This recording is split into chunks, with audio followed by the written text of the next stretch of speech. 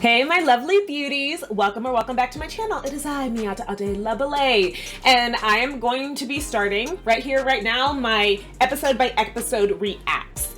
This is going to be a little bit different than what I did last season for Bridgerton. What I did last time was an episode recap. With the recap, I would actually talk to you guys about what happened in the episode, then talk about my overall thoughts about those things. This time, y'all, we gonna watch it. I'm gonna watch the episode, and I'm gonna give you guys my thoughts as we're watching the episode, okay? What you guys will notice is, I hope, a few different things. One of the things is, I'm drinking. To get through rewatching episodes is really tough for me, especially because I'm not gonna be able to fast forward through the Featherington scenes. So a bitch is gonna drink, and I'm gonna start off with taking shots. This is not sponsored, so don't look at the type of shot that I'm taking, okay? If you'd like to drink with me, here's your countdown. 3, 2, 1.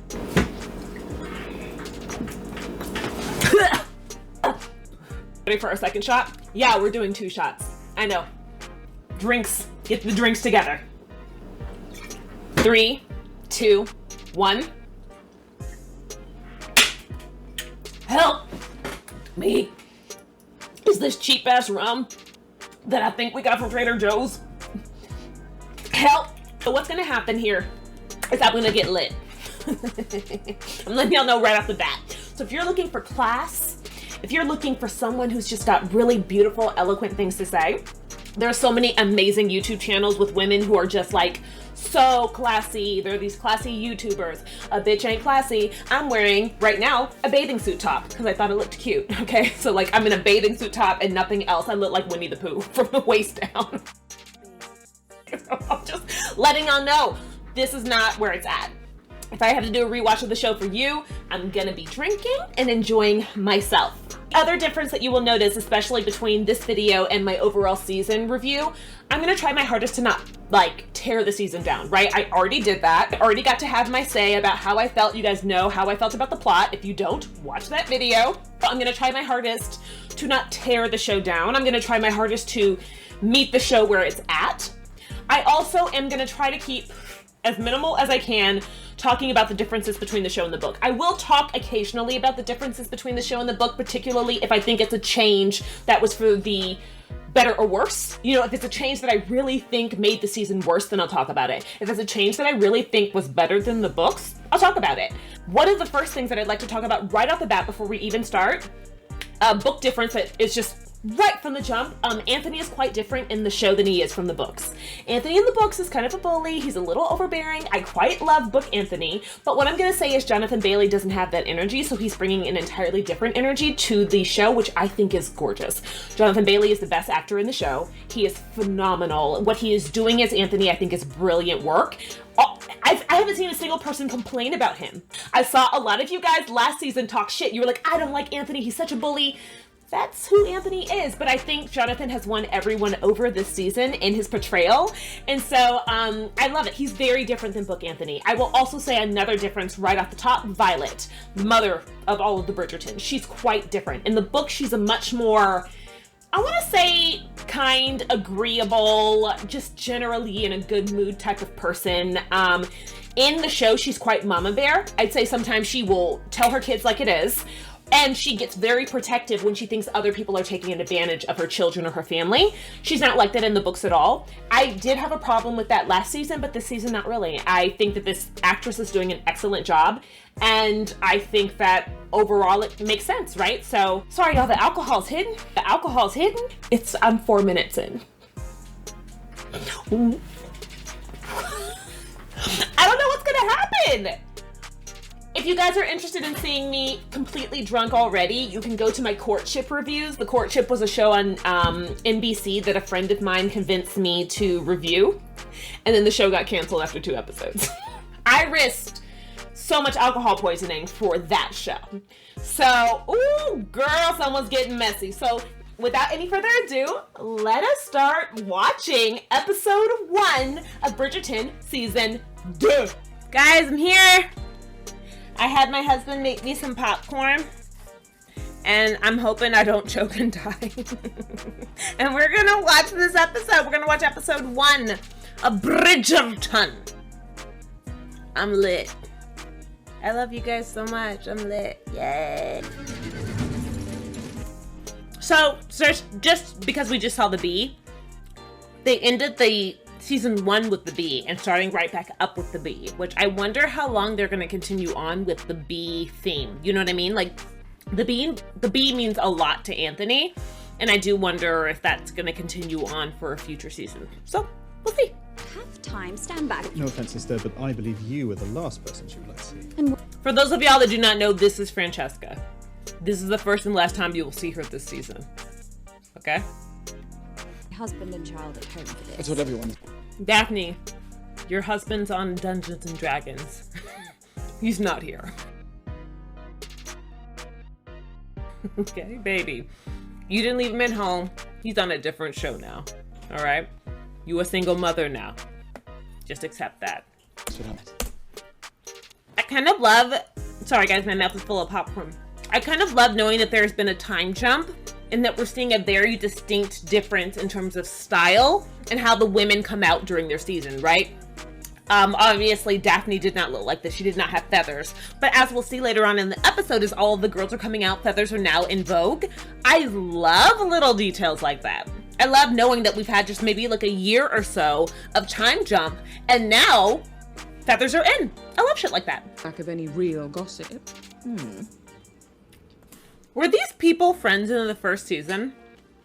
I've watched the first season multiple times, but I don't remember them having like a bad bitch relationship, which now, given they've announced that they announced a while ago that the Queen has a spinoff, but now they've announced the casting of the Queen spinoff, and Lady Danbury, young Lady Danbury, is gonna play a very vital role in that. Were they close in the first season? I feel like this surprised me. I didn't remember this relationship. Allow me. Oh, Francesca. Oh, Francesca. Outrage. The lady... Look at them! Adding a dark-skinned woman after I complained 30 billion times. Did y'all just see the popcorn that flew out of my mouth? I have seen enough! The Queen's obsession with Lady Whistledown. So silly. So, her obsession with naming a diamond. So silly. Dearest, gentle reader, did you miss me? The answer is fuck no.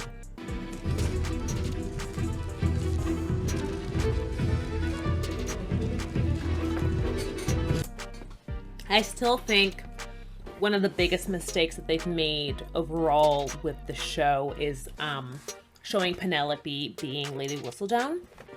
I can't quite figure out why they exposed this so quickly, and I wonder if it's simply because Nicola, the actress, is so delightful and they wanted to show more of her, and so in order to show more of her that had nothing to do with the Bridgertons, they needed to expose her as Lady Whistledown. But what I've seen the most as a reaction to the season is how many people now hate Penelope, which is such a shame because reading the book, she's one of... I love Penelope, and I love Penelope's book, and Penelope's book in particular really made me love her even more. I don't know how they're going to do her redemption arc, and I'll talk about more about this over the course of the season. But Mistress wants, she gets. And for whatever reason, that would be you at the moment. we do love that she gets to use her natural Irish accent. Pretty great. You're looking forward to being a mother? Oh, very much. I'm quite close with my brothers and sisters. I love children. A dark-skinned sister gets to top. A dark-skinned sister gets to top this season. A dark-skinned sister gets to top this season. We're not just maids this season. Hey, man buns! Ho! 5 and 20 more, my lord. I almost wish they had done a little bit more over the course of the season to really show Anthony's responsibilities. They did this one kind of montage between him fucking women, writing his signature on some lines, and talking to young ladies. I kind of wish they had done more. One of the things that we really should know about Anthony, and they do kind of explain this over the course of the season, is that he's so overwhelmed with responsibility, which is why he really, really, really relates to Kate. And I just kind of wish we got more than this one montage of him having to work. I think this is it that we get. I get it. There's only 8 episodes of the season, but I wish we understood that he really is overwhelmed with how much he has to do for his family. He's doing it for his family. Whoa there! Miss, are you in trouble? When I first saw this scene, I thought it was a dream sequence. Did anyone else feel like that? It felt very dreamy. A few things I'm going to bring up real quick if you're wanting to know book differences. In the book, this scene never happens. This is not a scene that happens at all. Kate is not a writer as far as we know. It's interesting. It very much reminds me of a different book, which if you guys have read, Lisa Kleypas, she is one of my favorite romance novelists. She has a book called It Happened One Autumn. Also, if you've read Lisa Kleypas's book, Kate very much has Lily vibes this season, which I think is interesting. I don't know. I'm kind of wondering about, now that I'm doing a rewatch, kind of like where they got all of their influences from for Kate this season. It's not just the book. I think they're getting influences from a bunch of different romantic heroine leads. Also, she looks stunning, and I love that Anthony's like, I want to fuck her, like immediately. Like, of course he fell in love with her from the first time he saw her. Look at her. I would fall in love with her. I am in love with her, you know? Dawn. Can only imagine the questions I will be asked. Sorry, this scene is so cute. And can you imagine if we just had more of these, just kind of like them bantering all season? Like, they fight a lot this season is what I'll say. But there's not, bantering and fighting are very different things. I would have loved more flirtation just all season long. But what kind of sets Kate and Anthony apart from so many is the fact that they genuinely love fighting. Like, they genuinely love the flirtation kind of fighting that they do with each other because they like to challenge each other. And it makes me sad that we didn't get more scenes like this one. I would have loved more of that over the course of the entire season for them. In the rare instances. Sorry, let's also just talk about her face. Perfect. God sometimes just bestowed faces on people, and like some people got perfect faces and then some people look like me. Simone Ashley has a perfect face. She has a amazing jawline. I just had popcorn and there's grease on my keyboard. I'm not living well, y'all. To enjoy. That's the thing, I just want more smiley Kate. She's so cute. And I think the thing is, like, if you guys see that scene where Simone Ashley, that, you know, they're at the racetrack and she's so excited and exuberant, I think that Simone Ashley has this bubbly, amazing energy that we don't get to see all that much during the season. We barely get to see these two people smile over the course of the seasons because they're so busy just like breathing at each other. And I would have just loved more of this like happy, beautiful energy between the two of them. Hold on, was that a picture of young Lady Danbury? Let's look at that again. Hold on.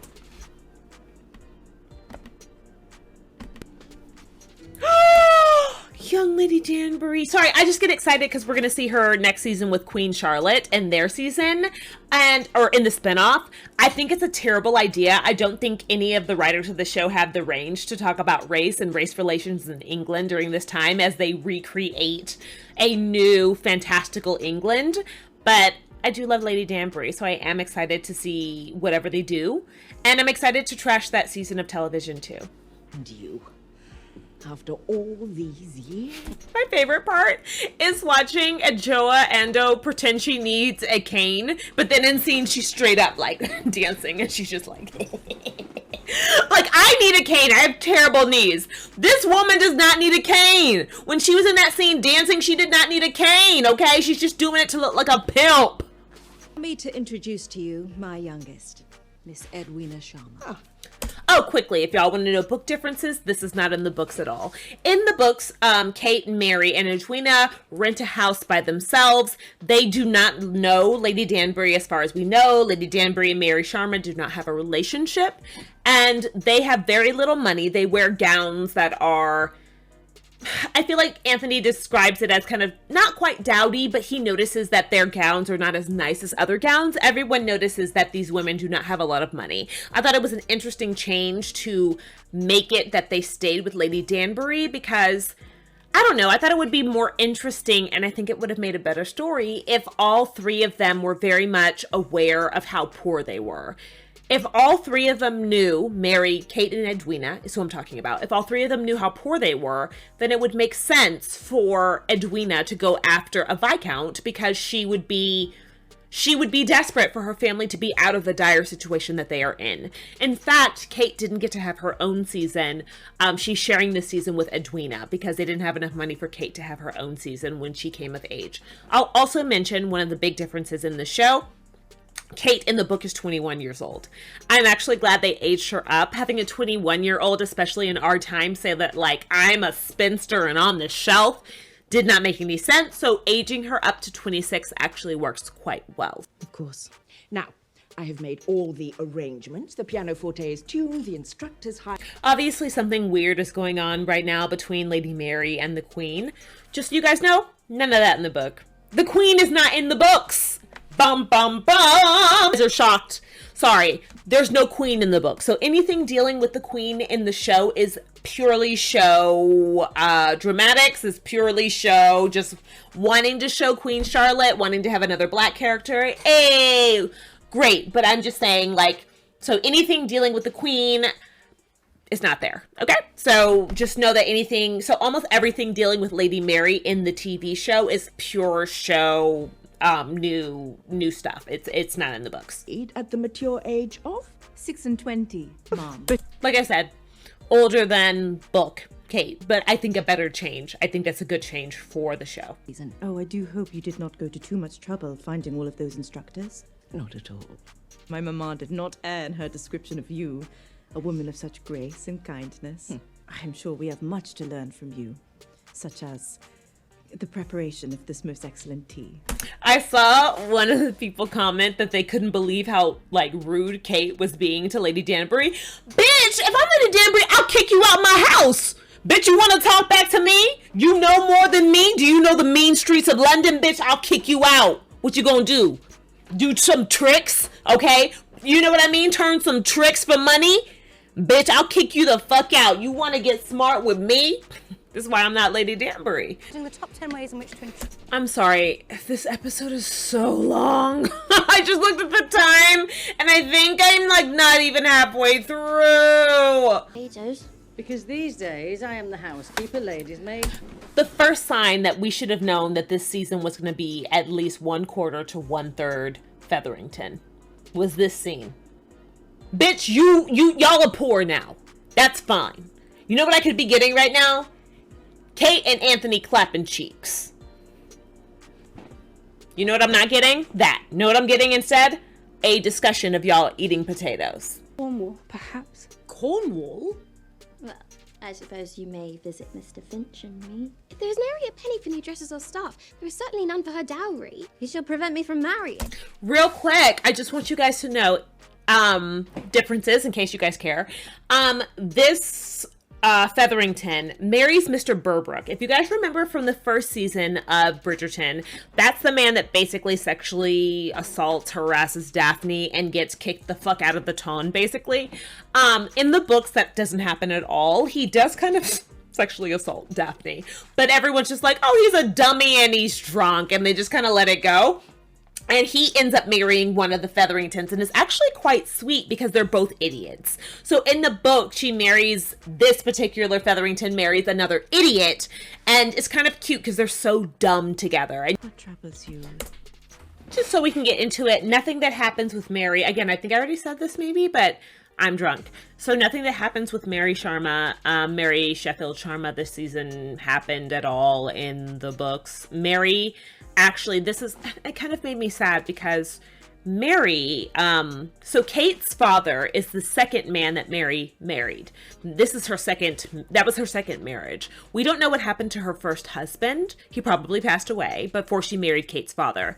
But one of the scenes that I loved the most in the book was Mary Sharma's first marriage wasn't happy. When she gives the wedding night speech to Kate, she mentions that we basically learned that her first husband was either sexually abusive or physically abusive to her. She mentions to Kate that the marriage bed is not always kind. So her first husband did not care at all for her pleasure. And we are to infer that whatever she endured at the hand of her first husband was awful. And So when she married Kate's father, she marries him for love. And we don't have this whole drama between her and her parents or her and the queen. And while I know that makes for an amazing TV show, I still do think it would have been worth it for Mary to talk about her first marriage. It would have worked, I think, within the confines of the show for her to have run away maybe from her first marriage and married Kate's father because her first husband was abusive. And so I think that type of taking that away from the story takes away from obviously the character of Mary, which they take away from so much in the show. And it kind of makes me sad because the reason she tells Kate that is so Kate knows that, like, sex can be beautiful, though. She's just like, sex can be awful if it's with someone that you know, doesn't respect you. But sex can also be beautiful and wonderful, like it was between Mary and her husband, who's Kate's father. Friends, my computer died because a drunk bitch hadn't plugged it in. If you noticed, did I replenish my lips? I did. So our lips are now back to being red. They're not all popcorned up, and we're gonna watch more of this show.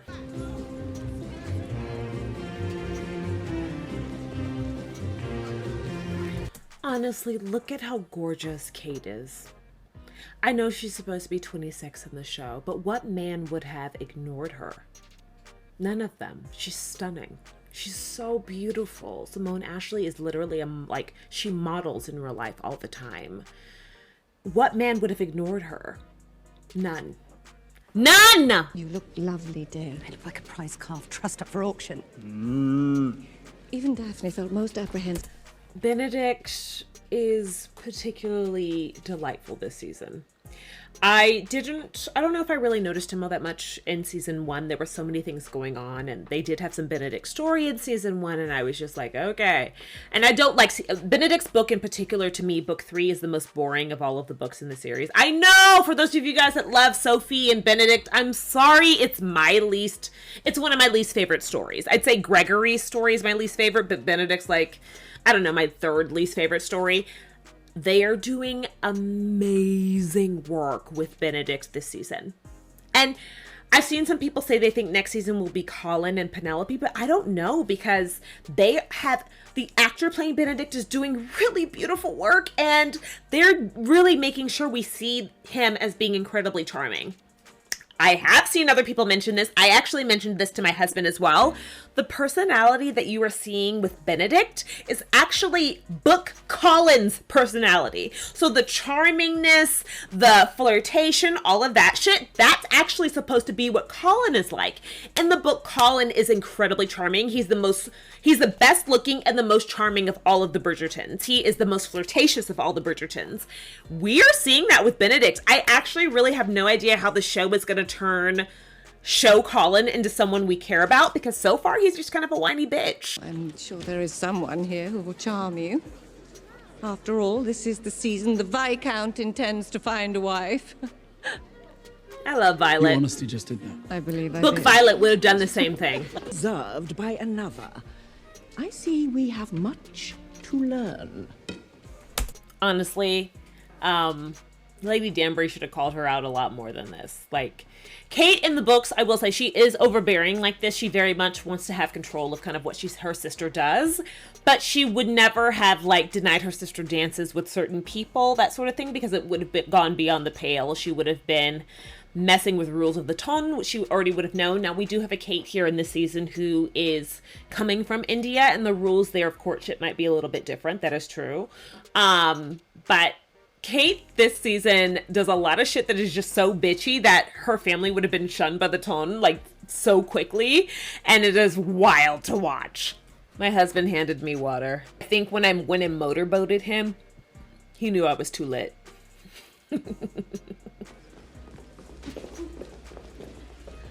Lord Byron. Oh, in case you guys were wondering, anything dealing with Eloise and or Penelope this season, purely show invention. So I'm not going to say a whole lot about what happens with them, particularly in this episode, I think. everything that happens is a show invention, so my opinions of what happened between Eloise and Penelope will just be if I think it's working for the show or not. Some of it I don't think is working for the show because it takes away from what's happening with Kate and Anthony. And in general, you guys should like Penelope and you guys should like Eloise. And I'm seeing a lot of comments. Like, I've been looking at Twitter, I've been looking at Reddit, and a lot of you guys dislike both Penelope and Eloise after the season, which does not bode well for either Eloise's season, which again is going to happen with Sir Philip. Sir Philip, who's married to Marina, is Eloise's future husband, and Penelope obviously gets with Colin in the future, and I'm a little worried about how much you guys are going to like them in their season. So I am interested in seeing how the show redeems these characters, given how annoyed many of you are with them by the end of the season. Perhaps the Queen will finally name a diamond. What I will say is, in the books, a lot of what Kate has a problem with Anthony is not that he doesn't believe in love.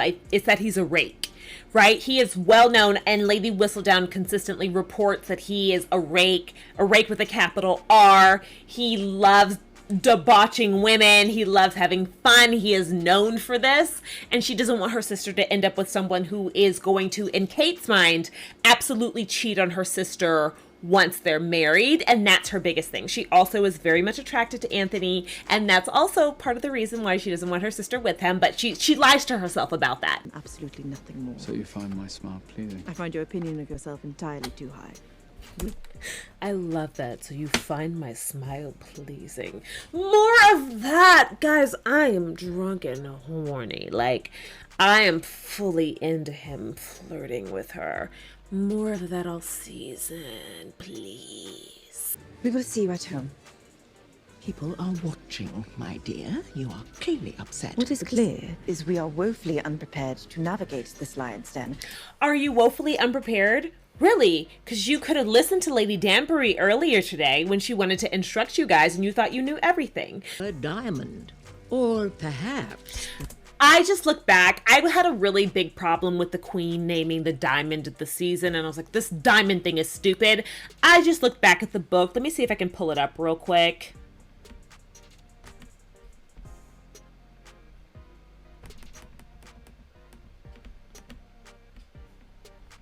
Do you guys see this?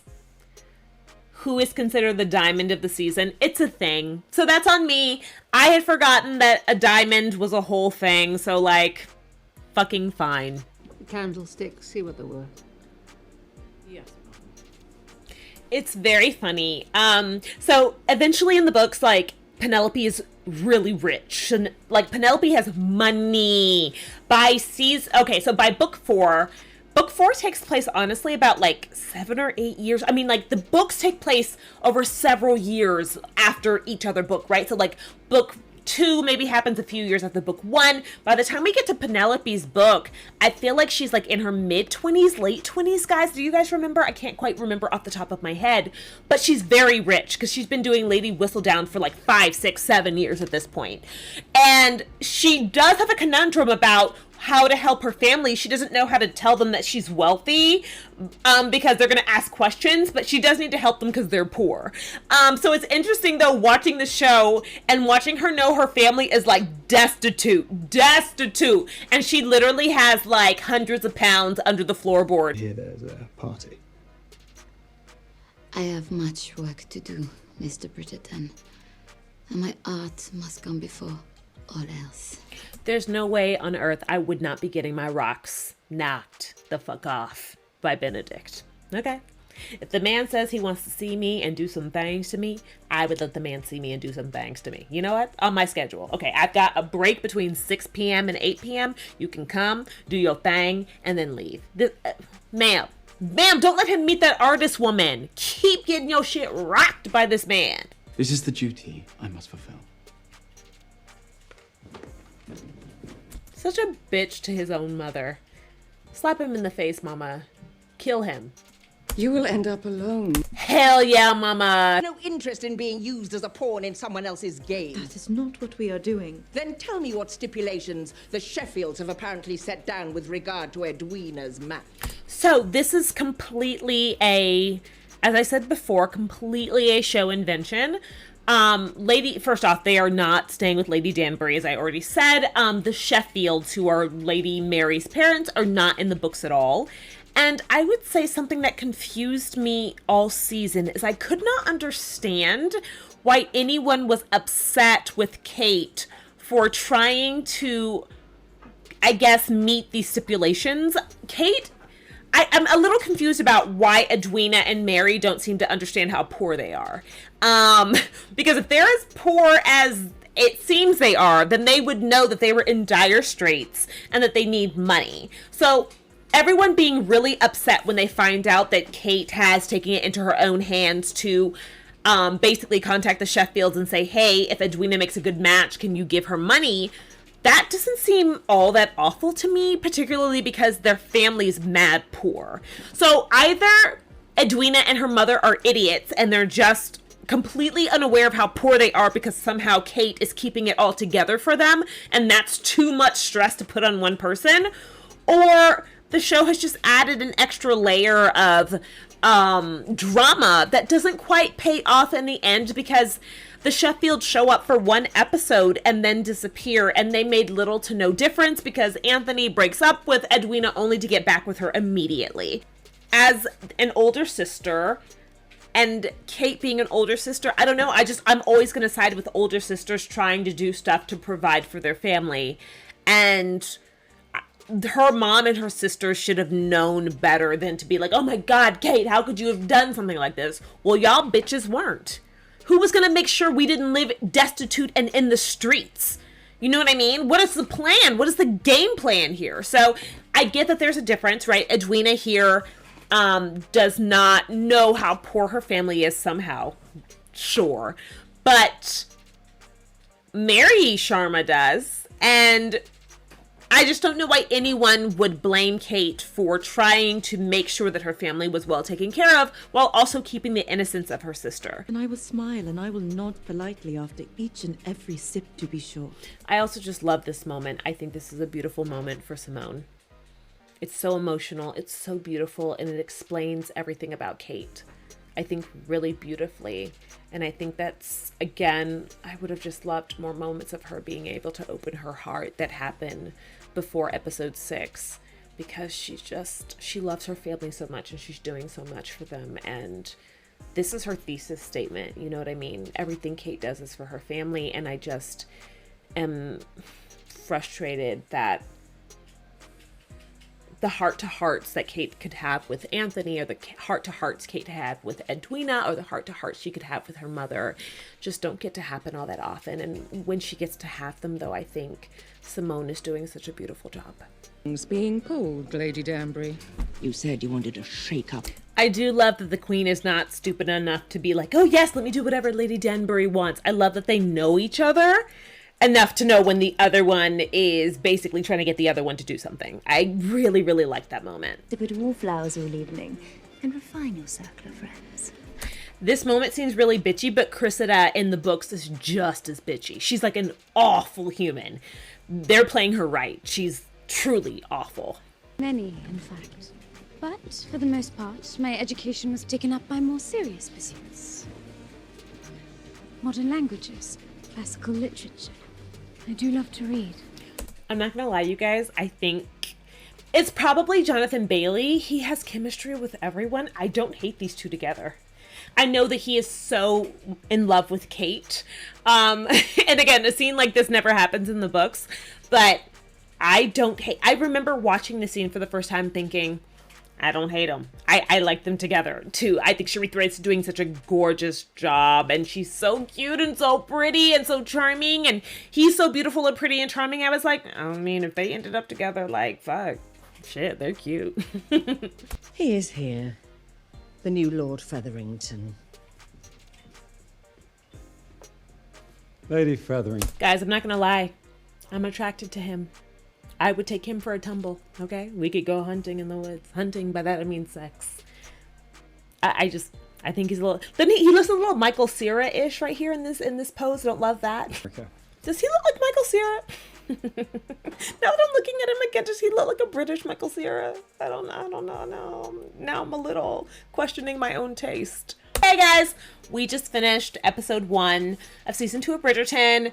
Thoughts overall, kind of the way I thought, I guess, when I watched it the first time. Like, lots of differences, kind of fun, but kind of interestingly stilted, I guess, because they're introducing new characters. So, I wish more fun stuff had happened in the episode, but overall a good episode of television. Kate is such a bitch at the top. She is such a bitch. She remains a bitch through episode 2 even. So I already love her because I loved her from the book. So I just forgive her for all of this, but I am interested in seeing if any other people out there were like, I fucking hated Kate after the first few episodes because she was so like, oh, you know? So anyways, I'm a little tipsy. So I'm not going to have too many, I think, really big thoughts. And again, because I am giving you guys information about book stuff, but I'm trying not to be too judgmental on what they change because, like, who cares, right? So anyways, I will be back tomorrow night, drunk again, to review and react to episode 2. All right. Bye, loves.